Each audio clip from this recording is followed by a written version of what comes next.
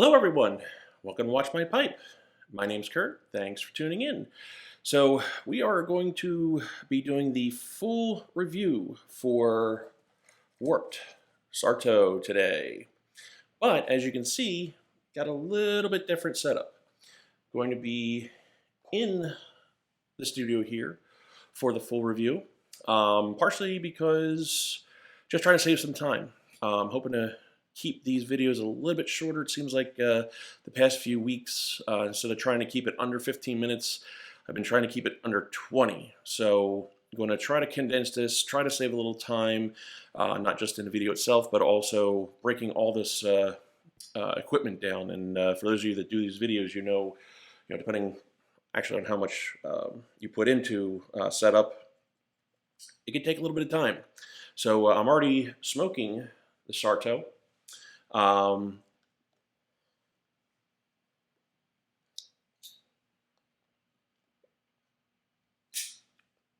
a couple different reasons. This is a very, very, very complex blend, and again, in the sense of timing and everything, I want to kind of go through this blend as I go through the full review here, smoking it, and kind of point out the different nuances here. So to get things started, as always, we're going to do the wrist check, and I'm wearing my gold Submariner for the weekend. I've been wearing my Pepsi for the past couple of weeks. So changed up, and this was honestly the first thing I grabbed in the safe. So the blend is manufactured in a collaboration between Chris Rees and, Kyle. Kyle Gellis and Jeremy Rees. I wouldn't say Christopher Rees from Superman. That is not the right person. Kyle Gellis and Jeremy Rees had a collaboration on this. So it's Cornell and Deal and Warp Cigars blend. Their previous blends included cigar leaf. So to the best of my knowledge, in the research I've done on this, I haven't found that there is cigar leaf in this. But we'll get into that a little bit later. The overall blend isn't English. It has Virginias, it has Orientals, it has Perique, Latakia, which incidentally, this is the first attempt by Warp to have Latakia in a blend. And then it also has Dark Fired Kentucky. So just reading the ingredients as it is, you can pretty much get a good idea right off the get-go that this is a pretty much a powerhouse blend, if you will.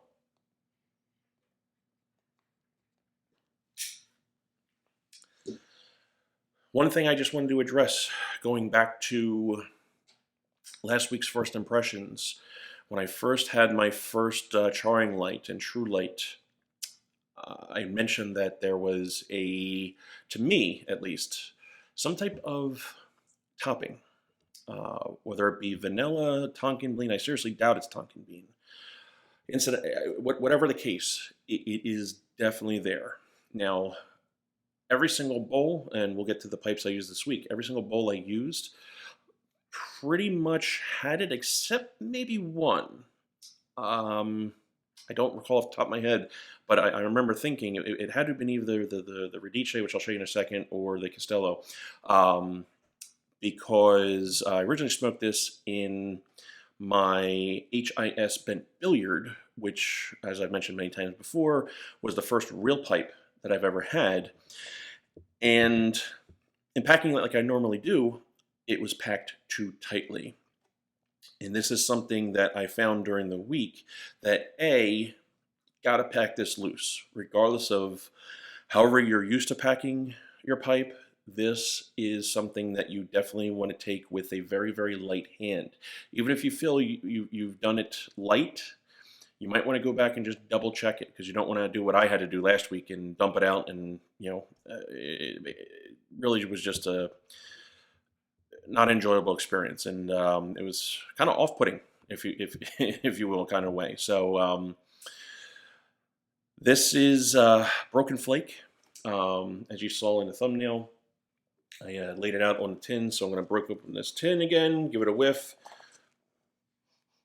and you get that, like I said, typical English smell. It's got that woodsy, dark smell to it. You definitely smell a lot of Kia. The dark fire Kentucky is definitely, I mean, you get so many different nuances in this blend, not just from the tin note, but the smoke itself. I'll say this probably a couple times throughout here. This is the most complex blend I have ever had the opportunity of smoking. So again, tin notes, woodsy, spicy, dark, especially in smelling it. You can smell it in your nostrils. It tingles the nostrils even before you load up the pipe here. But before we get into the rest of the ratings and go down that road, let's take a look at where you can buy this blend. Now, it's only, to the best of my knowledge, available at smokingpipes.com. It's available for $11 for the 2 ounce, as you can see right there. And in my opinion, for what this blend is, what you get out of it, again, it might not be your cup of tea, but this is a more inexpensive blend based on the fact that you get a full 2 ounces. It's not a 1.5 ounces like Sutliff's Crumble Cake series, or some of the other tins that are the 50 gram or 1.76 ounces. So when everything's said and done, you're getting your money's worth, and in more ways than one. The pipes that I used for the week.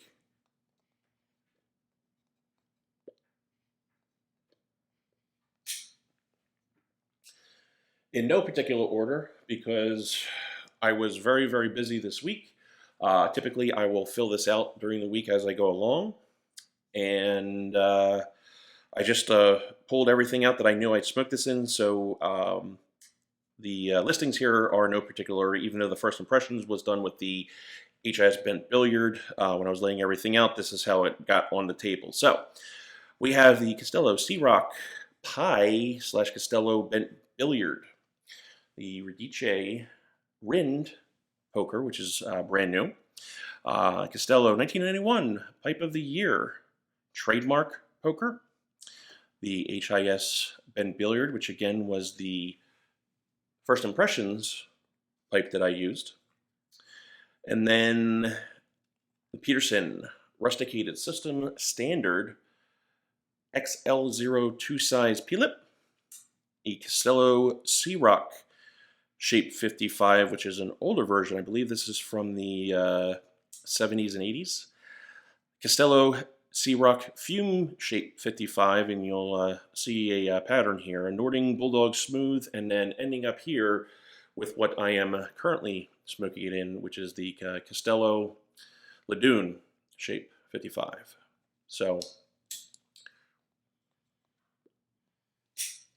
doing more talking than smoking. In smoking this during the week, as I said already, and I'll say this probably a couple more times, this was a very, very complex blend. Going back to a couple of comments that were in the first impressions, giving a call out real quick to Garbage Man Piper. He specifically called out and asked if it had Orientals. It definitely has Orientals, and it is a little bit more on the heavy-handed side of the scale. Essentially, think of this like Squadron Leader on steroids, with not as much as that Lakeland essence, if you will. It doesn't have that overpowering, in some instances, floral note, but this is definitely on par with, I would say, going back to the old, or I just don't think they make it anymore, the Squadron Leader with Perique.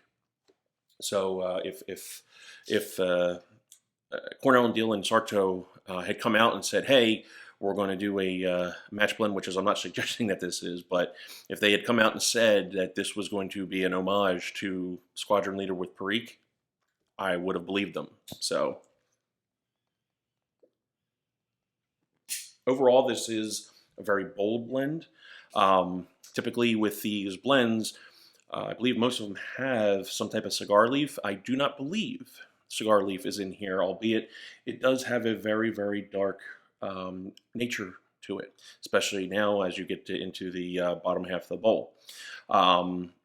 It's very complex. It's a blend that changes from bowl to bowl, hence why you saw a couple change-ups during the week here in what I used, and why I continually came back to the Shape 55. The Shape 55 has a much larger chamber here. So most of some of the other pipes that I have are, 18, 19, maybe 20 millimeters. And the average Castello Shape 55, I don't think any of them that at least that I've ever seen or definitely have are small. They start around 20 millimeters, and some of these go up to 22 or even 24. So there's a lot more room for the flavors to kind of meld and do their thing. But let's get into the actual rating. So starting with the presentation, as always, I love this tin. This tin, it's black with purple on it, which is nice. And the funny thing is, how often do you really look at tins, right? When I bought this, even during the week, I didn't even notice until I had started doing the research and found out that SARTO was actually Kyle Gellis's dog, the name of his dog, and it looks like there's an actual picture of the dog on her, not just there, but on the crest, if you will. So I thought that was kind of cool. The overall moisture, when I first opened it, I thought was just slightly damp. During the week, I let it sit out no more than 5 or 10 minutes. Even now, if I grab towards the bottom and pinch it, it's still got that nice springiness to it. It's not crispy in any way. So I will probably, once I'm done here today with this review, I'm going to go stick it in a ball jar and put this away and let it get some age on it. But, and again, not getting too ahead of myself here, but I definitely want to get a couple more of these tins and put them away. Again, the woodsiness, the spiciness, the darkness of the tin note is definitely there, what you would expect in any English blend. But again, with some of that more heavy-handed condiments typically found in other Englishes, they're definitely a little bit more straightforward here in this blend.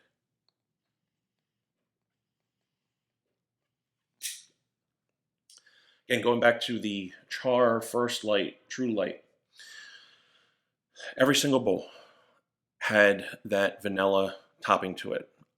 It doesn't list any toppings, any top notes, if you will, but based on what I can tell and what I experienced, may not be tonkin beat that, but there was definitely some type of sweeter vanilla-esque flavoring to it that burns off rather quickly.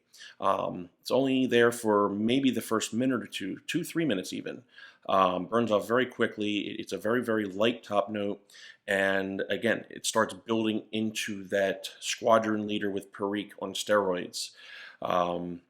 It is definitely not as floral. It definitely doesn't have that overpowering Lakeland essence that a lot of people don't like, albeit there is a hint of that floral note throughout the bowl as it progresses. And like I said, and I'll say it many more times, this is very, very complex.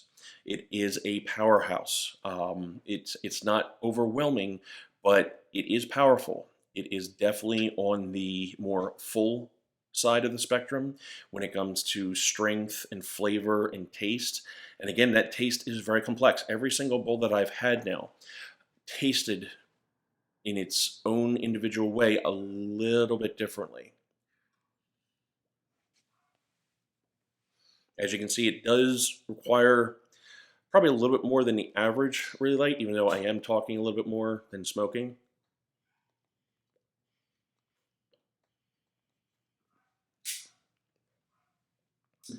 And the overall mechanics are complex. It's bold.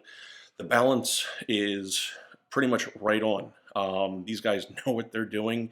I'm actually kind of excited to expand out and try some of the other warped blends, albeit the complement to this blend, in the end, I believe it's called, is sold out. at smoking pipes, and since it's exclusive to them, I put the reminder on, and hopefully I'll get it when it comes in. Just checking my notes here, make sure I'm staying on course. Like I said, yes, the balance was excellent. It's very smooth. I never really experienced any harshness or bite, if you will.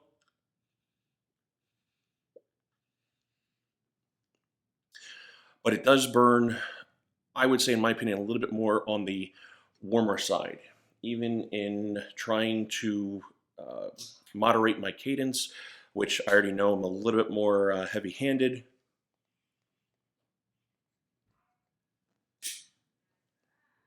It definitely burns a little bit more warm, and the bowl moisture really depended from bowl to bowl. It was confusing, really. There was one bowl that I was smoking, and I must have used a dozen pipe cleaners. And even now, in smoking this, I'm easily more than halfway through this bowl. I've only needed to use one pipe cleaner. So very complex, like I said, in many, many more ways than I could have ever imagined this could be. The only detractor that I would say is no matter how loosely I packed the bowl, no matter how I smoked it, every single one of these bowls, it'll be interesting to see how this ends up here, but I was never ever able to finish all the way down to the bottom. I don't know if it's just the way that the broken leaf was just sitting at the bottom. I know some of my pipes, like the pie and billiard from Castello, probably need some pipe mud. The chamber's a little bit deep compared to where the borehole comes in, but there were many, many times where I had to get one of my picks and really go at the bottom of it to pull it, to pry it out. So, in saying so, my overall personal rating, I gave it 4 stars. Very interested in seeing how this progresses because, again, this is a brand new blend. The date on this tin is May 4th, 2021. I don't know if you can see that. But the tobacco itself, I gave it 5 stars. I know there's definitely something special here, and I've experienced this week. So overall, it is, again, complex. If you're looking for something that is going to pique your interest every single time you smoke it, this is the blend. It is not boring. It's not like, you see some of the reviews out there that say, especially on straight Virginia blends, oh, it's very boring. It's, one-dimensional. I was kind of worried about putting this review together today because it's all over the map. So many different flavors and nuances that I couldn't get it all wrapped in and one to put into a quick. Where I'm at. I'm at 18 minutes now, so I want to try to wrap this up quickly. But yeah, it's an excellent blend. I definitely recommend that you go out and try it, even if Garbage Man Piper, you said you don't like Orientals. It's definitely worth a try. This is a superb blend. It's bold. It's definitely going to pique your interest if you like that piquant/bold blend. Especially, again, I didn't even really get a chance to touch on the Dark Fire Kentucky, which I feel, as you get towards the bottom of the bowl here, it definitely does give a more stronger roll. When you're finished the bowl, it is something unique where I had a burley-esque aftertaste, and there's no burley in this blend. So again, very, very complex. Definitely recommend it. The room note is, again, I love English blends, but in thinking of other people out there, what they might think of this, your wife or significant other, whoever, I'd say it's definitely tolerable. I wouldn't say it's overwhelming, and if someone did, it's probably on the milder end. It's a very, very nice aroma. Again, but that's maybe just me being biased because I do like English blends. So there you got it. That is Warped Sarto. And then tomorrow I am going to be doing the quote-unquote final tin in the crumble cake series, Red Virginia. So again, I've loved the first two. When I had the English, it was pleasantly shocking, and was worried when I did the vapor mixture the previous week. I had very, very high expectations. So again, walking into this tomorrow, I can't wait to give this a try. And in what I've seen in the other two blends now that I smoked them, and I think I said this before, I wish I had tried this first, because I have a feeling that I'm probably going to order more of these tins, not just to smoke it straight, but also as a condiment to some of the other blends that I have that may need that extra, citrusy or that sourdough, bread, taste to it. So I'm very, very excited to give this a try. That's it for today. I do have some other material that I'll be working on either today or tomorrow. Got a lot of videos to catch up on. Wednesday watch review is kind of on pause right now with everything with work. So any videos during the week right now are kind of on standby. Very, very busy, with the auto industry right now. We're kind of in crisis mode, so it's kind of all hands on deck. So I really only have time during the weekends to do this. So I will be working on some other material. I did pick up 2 new pipes, plus a basket pipe that you'll see here shortly in the next day or two. I want to do a comparison. One of the birthday pipes that I purchased through my birthday through my fiance was a 1979 Dunhill tan shell bent bulldog. Needs to say, it's a very expensive pipe. It's unsmoked in itself, so wanted to do a comparison at my brick and mortar store. I found pretty much the exact pipe, same shape. It's a Group 3 bowl Dunhill. This is what appears to be also considered a Group 3, but it's a Rhodesian. You'll see the pipe soon. It looks a little bit wider. It looks like it has and takes a filter. It absolutely does not.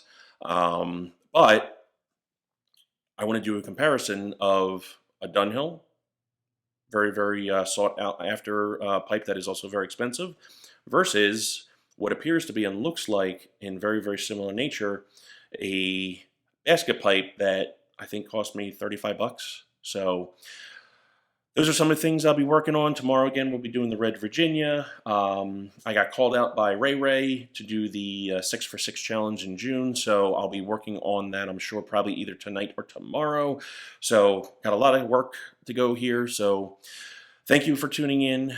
Give me a thumbs up if you like these videos. Please subscribe and ring the bell.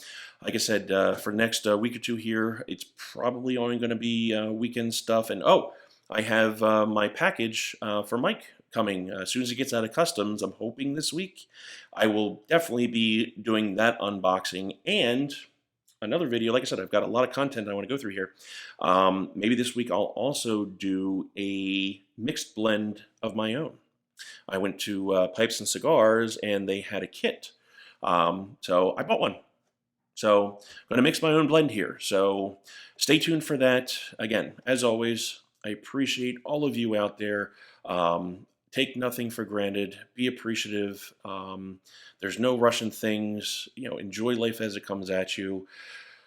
There's no better time than now to enjoy what you have. So hug your friends, hug your family, kiss your mom, your dad, your brother, your sister, your wife, your son, your daughter. Give them all the love. They deserve it. So do you. Thanks again, everyone. I'll talk to you soon.